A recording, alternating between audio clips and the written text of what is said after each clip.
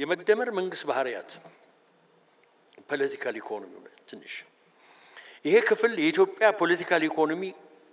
ቀዶ ጥገና የተደረገበት ምዕራፍ ነው ዶክተር አብይ የተካነው የስነ መንግስት ፊዚዮሎጂስት መሆናቸውን ያስመሰከሩበት አካሄድ ነው በዚህ ጥናት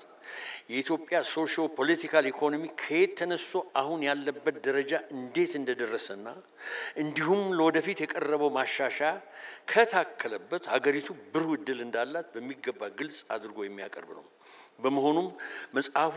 የኢትዮጵያ ፖለቲካል ኢኮኖሚ የዘረጋውን መሰረታዊ አውታሮች እንደ ኢንዱስትሪ ግብርና ቱሪዝም ወዘተርፈ ጥርት ባለ ቋንቋና ሳይንሳዊ በሆነ መንገድ ገልጸዋል የሰው ልጅ ፍላጎት በሁለት አበይት ነገሮች የተከፈለ ነው አንደኛው የጋራ ጥቅም ነው common need ሁለተኛው የጋራ ህሊና እና መንፈሳዊ ነው common good ነው እንደ ዶክተር አብይ አባባል I'm quoting him again ብልጽግና በቁሳዊ ሀብት ብቻ የተገደበ አይደለም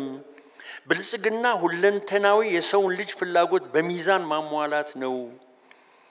በተጨማሪ መራያችን ደራሱ የሚለው